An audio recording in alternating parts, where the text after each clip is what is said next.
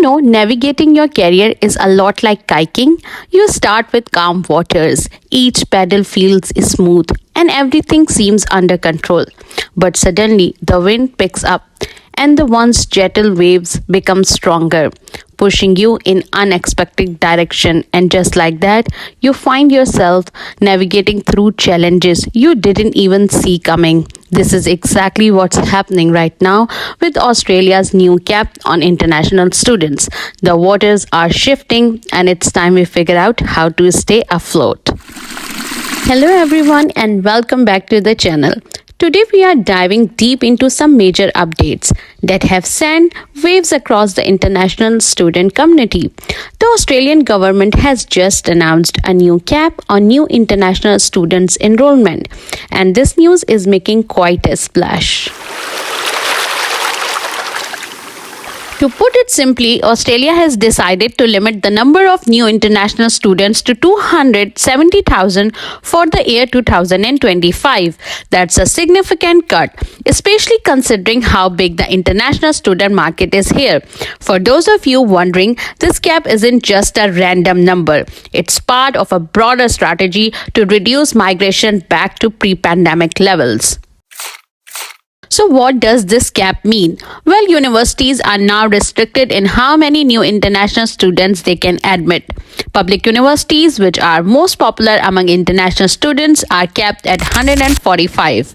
Meanwhile, vocational education and training VET courses, which have seen a huge surge in enrollments post-pandemic, will take the biggest hit, with their numbers being pulled back to pre-pandemic levels. Now let's talk about how this cap impact on universities and international students. Imagine you are on a kayak, aiming for a specific destination. You have planned your route, gathered all your supplies and set your goals. But midway, you find out the river has been blocked. Not entirely, but enough to make you rethink your path. That's what many prospective students are facing now. For students who have been planning to come to Australia, this cap is a big deal. It's not just getting an education, it's about the opportunities that come with studying here, the work experience, the cultural exchange, and the potential for long-term residency. But with the cap, the competition just got a lot tougher. Some might have to explore other countries or different pathways to achieve their goals. So why is Australia doing this? Well, the government says it's all about keeping things sustainable. They want to make sure the education system stays strong, high quality and fair, cutting down on these dodgy providers that take advantage of students. But there is another issue bubbling under the surface. They are also trying to control migration. With record numbers of people moving to Australia, it's putting a lot of pressure on housing and infrastructure. And this cap is part of their plan to manage that. By capping the number of international students, the government aims to ease some of that pressure. But here is the twist. While they are setting this cap, they are also pushing universities to build more student housing. It's like saying, we are cutting down on the number of paddlers, but we need more boats. It's a complex balance they are trying to strike. For the universities, this isn't just about losing students. It's about losing the revenue that supports critical programs and services, from research to student support initiatives. And for Australia, which earned a whopping $36.4 billion from international education last year, this could mean a significant economic hit.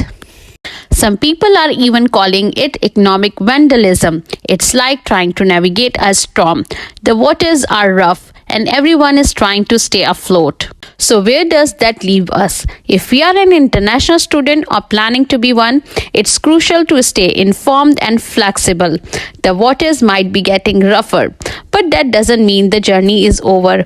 It just means we have to adapt, plan smarter, and maybe take a different route to reach our goals. Look, even my cap is falling off, but I'm still out here in the water, pushing through. Just like this cap, life is throwing extra challenges just to see if we give up. But hey, if I can deal with my cap flying off while kayaking, we can handle these visa changes too. Things might go a little off track, but that's no reason to quit. Just laugh, fix it, and keep going. Who would have thought staying in the game could be this much of an adventure?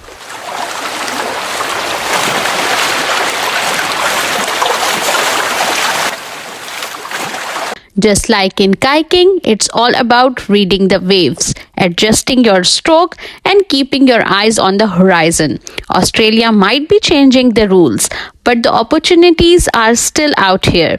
You just have to prepare to navigate through them.